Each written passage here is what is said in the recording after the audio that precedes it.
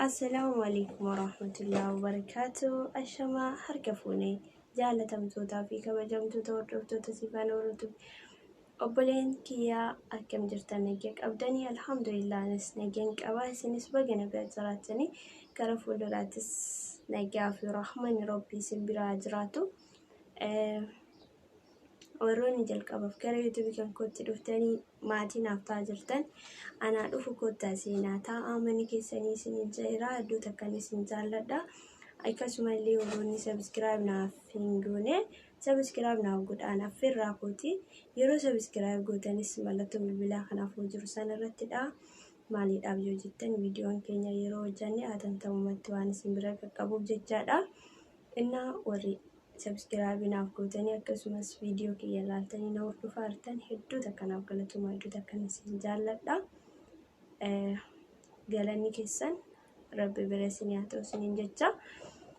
Innaa har'aan tana akkuma argitanii mata duree irratti jedhee kana jechuudha.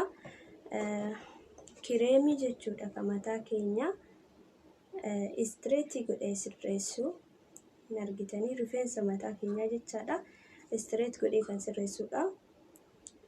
Isa kana isiniif qabadhee dhufe sanduuqa jechuudha. Inni kun sanduuqa. Sanduuqa kana keessa waa hedduutu jira.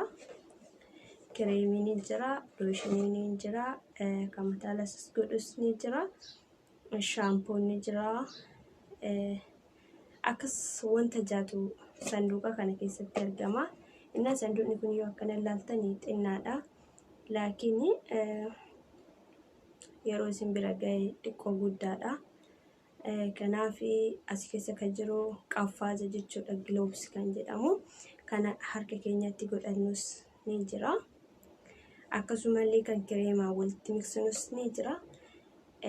Akkan wanta kanaattu sanduuqa kana keessatti argama jechuudha. Dhugaa rabbii dubbachuudhaaf rifeensi mataa keenya kan uummata Afrikaa baay'ee istireetii miti hin marama. Rifeensa keenya hin dhofna akkasumallee hin mammarra waan ta'eef jechaadha. Rifeensi mataa keenya sirrataa miti yaani diriiraa miti. Maashaallah kan ardii Eeshiyaati. Rifeensi isaanii sirrataadha. Nutis maaliidhaan akka rifeensa kan keenya xiqqaatus guddatus namuyyuu istireetii godhuufidha waan ta'eef jechuudha. Akkan maalfaatti fayyadamne akka goonu hojumaan kan garuu ta'a. Innaa asirratti argitan kanaan fi kan kootti godheen jira jechuudha. Isa kana maashaallah hin sirreessalleedha.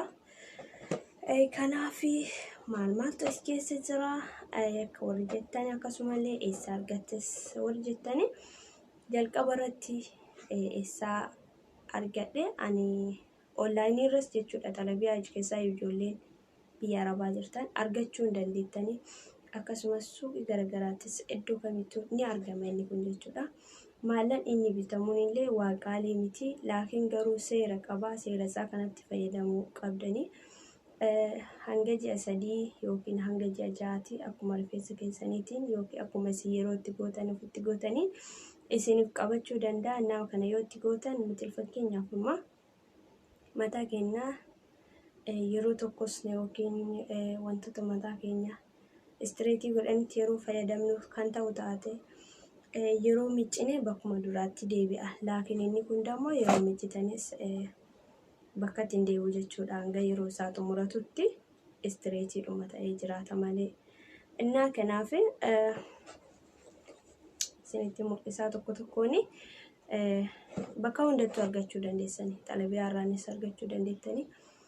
Akkasumallee maallaqni kanaan bitamu waa baay'ee guddaa miti. Jidduudhuma galeessa maallaqa xiqqaadha. Innaa argachuu dandeettan isiniin jedha. Asumaan amma karaa isa kana isinitti mul'isuuf deema. Kinoo hin argitan jedhee yaada. Kireemiin hin jira. Kinoo hin argitan jedhee yaada. Kireemiin hin jira, looshiniin hin jira, shaampoon hin jira. Wanti hundi ni jira. Kinoo kan qubaan qaqqabe kanaafi kana jechuudha kan jalqaba itti fayyadamnu akkam itti fayyadamnu jettaniif isa guddaa kanaafi isa kana walitti bootilii kana keessatti kun bishaanii fakkeenyaaf bootilii isaan qabu turanitti fayyadamu ta'uu garuu bootilii faadiidha hin qaba. Akkana fakkaatu bootiliin jechuudha. Kaas keessa jiru dhangala'aadha. Kan bootilii kanaatiin walitti maksinaa kinoo akkasinitti mul'atu kanneen lamaan jechuudha. Kan wal bira jiru kanneen lamaan walitti maksinaa. Yeroo walitti maksinu sirriitti wal fudhachiisuu qabna. Egaa sirriitti wal fudhachiisne rifeensa kan keenyatti godhannaa. Rifeensa keenya ofiisitti godhachuu dandeettanii laakiin garuu isin arguu baachuu dandeetta waan ta'eef osoo namni biraa itti isinii godhe irra gaariidha, akkasumas irra dansaadha. Innaa kanasitti kinoo looshiiniinis ni jira, shaampuunis ni jira. Wanti hundi ni jira.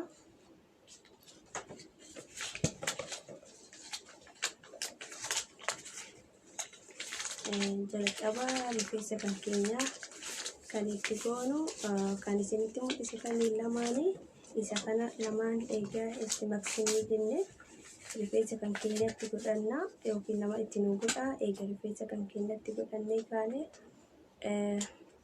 daqiiqaa 20 hanga 30 iddoo turre achi booda rifeensa kan keenyarraa ni dhidhnaa. Yeroo dhidhu kana maaliin dhidha yoo jettanii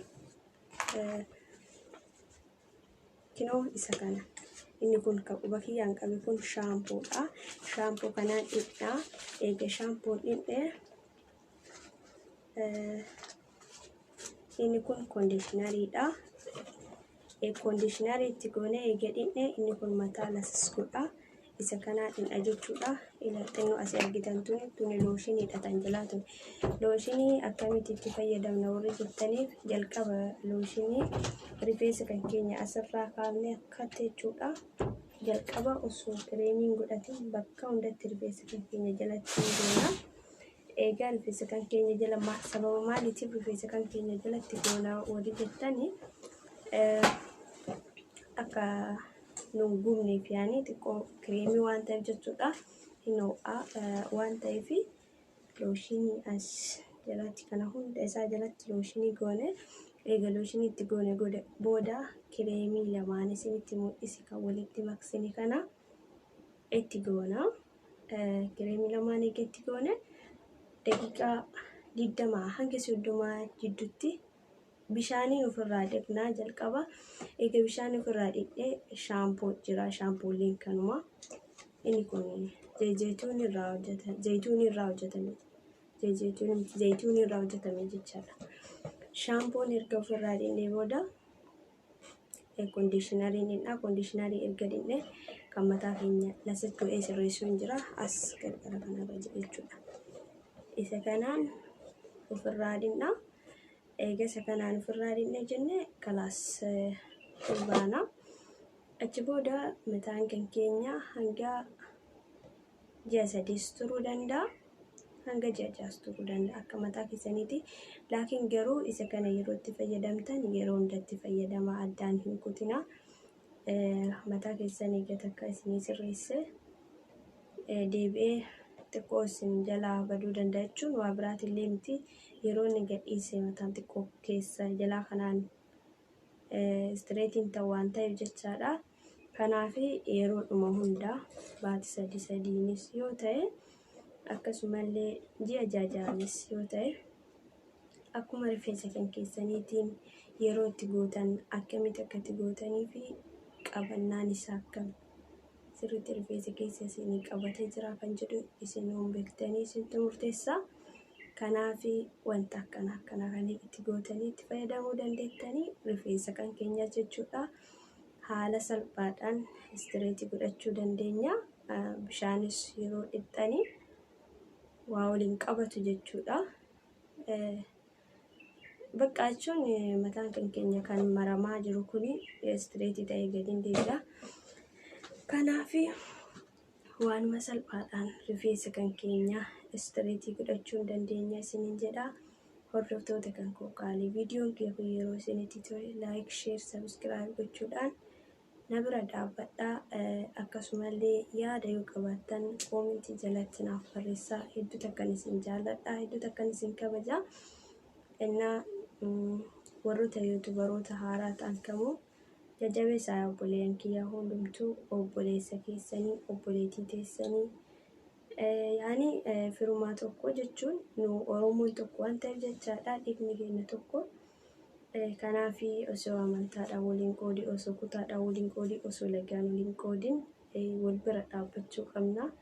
Nutis isin malee homaa hin qabnu, isinis malee homaa hin qabdan waan ta'eef jechuudha. Kanaafi please yeroo viidiyoon keenya isin bira ga'e viidiyoo keenya nu ilaalaa. Akkasumallee daqiiqaa muraasa osoo hin taane xiqqoo irra tura. Maaliidhaaf keessaayyuu ammoo fakkeenyaaf warroota akka yuutubaroota haaraa kan akka kan kootii kana jechuudha. Taayimii barbaanna waan ta'eedhaaf sabskiraayibii guuttachuus danda'an yeroo muraasa keessatti, garuu taayimii guuttachuu hin danda'an. Waggaa keessatti kan barbaannu taayimii 4,000, sabskiraayibii 1,000 homaa rakkoo hin qabu. Waggaa miti abbaa yoo itti xiyyeeffatee hojjete ji'a 2 keessatti guutuu danda'ani. Kanaafuu sabskiraayibis nuuf godhaa, laayikis akkasumallee sheer nuuf godhaa please. Hiriyootawwan teessanis jechuudha yeroo argite yookiin maatii kan keenyatti dabalamtee maatii nuuf ta'uu dandeetta waan ta'eef jechuudha. Kanaaf yeroo nu wal jajjabeessinee wal qabannee jenne bakka kamuu ni kenna. Namni kamuu hojii irratti bobba'e hojiin xiqqeenya hin qabu. Yoo abbaan karoora hojjete xiqqaanis galma ga'a waan ta'eef jechuudha. Kanaaf like, share akkasumallee yaada keessan koomentii jalatti barreessuudhaan yeroo hundaa nu hordofaa, nu bira dhaabbadhaa. Akkasumallee inshallah viidiyoo biraas ani yeroo tokko viidiyoo nyaatas ni hojjedha. Viidiyoo kiyya na ilaalaa isiniin jedha dhiifama wajjin obboleeyyan kiyya. Kanaaf inshallah viidiyoo biraatis qabadhee kan walumaan itti deebinu ta'a. Hanga viidiyoo biraa waliin itti deebinutti viidiyoo kiyya kan dura gadhiisee like, warroonni haaraa dhuftan subscribe gochuudhaan mana kan koo seenaa, manni koo isin haa baratu. Isiniin jedha keessummoota kan koo qaalii warroonni na jala jirtan keessaa iyyuu daran hedduutu akkan isin jaalladha, hedduutu akkan isin kabaja. Anaa olitti rabbiin isin haa jaalatu isiniin jedha. Inshallah akkasuma kan rifeensas ta'e kan tana dura viidiyoo kan fuulaas jechuudha hojjedheen ture, asuma jala jira. Kan fuula kan keenya addeessu jechuun namni tokko hin jira as bakka kanneen lamaan irraan hin jira jechuudha. Akkasumallee funyaan kanarraan namni tokko bakka kanneen lamaanii fi funyaan irraan hin gurraachatanii hin jiranii. Keessaayyuu biyya kan keenya osoo hin taane namni biyya ormaa jiru kun hedduutu akkan argama. Laakiin garuu hin beeku ani sababni sun irra caalaan biyya Arabaa kanatti daran ho'aa, biyya ho'insi biyya keenyaallee xinnaacha waan jiruuf jechuudha. Kan biyya kanaa hedduu namoonni beeka waan ta'eef jechaadha. Sababa ho'insa irraallee kaka'e akkasumallee ijoolleen baay'een kana asirratti itti yaa'u asirraan gurraachatu bakka kanneen lamaanii fi akkasuma funyaan irras ni jira. Ijoollee kushiinaa hojjetu irra caalaan isaanii. Zayitii minamina wantoota garagaraa hojjetti, akkasumas ho'insi haraaraa kan alaalee jechuudha. Hedduu takka waan ho'aa ta'eef fuulli isaanii jijjiiramuu danda'a, shifiniin garagaraa isinitti yaa'uu danda'a. Akkasumallee gurraachinni asirraa kun isinitti kan babal'achuu ta'uu danda'a. Isisanillee kireemiin kana dura akkasumas saamunaanis ni jira. Viidiyoo tanaan dura irrattis gadhiisee jira. Isallee ilaalaa itti fayyadamaa isiniin jedha. Asumaanis hatta rifeensa mataa kan kennaas yoo ta'e, fuula kan kennaas yoo ta'e, wanta kamuyyuu kan itti fayyadamnu wanta wayii jijjiiraa yeroo dhuma san kan biraatti fayyadamu osoo hin taane wantuma tokko jechuudha eega kan itti fayyadamuu barbaannu ta'e jijjiirama sarratti dhufu laaluu qabna. Eegaa yoo jijjiiramni hin jiraanne dhiisuu qabna. Jijjiiramni yoo kan jiraatu ka ta'u taate suma wajjin itti fufuu qabna waan ta'eef jechaadha. Kanaaf yeroo dhuma hunda wanta garagaraatti hin fayyadamina. Keessaayyuu namni fuula ofii ka'uuf balleessuun kireemii wantoota garagaraatti hedduu takka namni fayyadama fuulli isaanii baduu danda'a jechuudha. Garuu kan uumamaan rabbi nuu kennetu caala waan ta'eef fayyaan hin dhabina. Fuula keessan akkasumas qaama keessan iddoo kamuu of tiksaa wantoota garagaraa irraa of fageessaa isiniin jaa. Innaa kanaaf obboleeyyan kiyya viidiyoolee xiqqoo isinitti dheeressee natti fakkaata. Hanga viidiyoo biraa walitti deebinutti nagaan naaf jiraadha.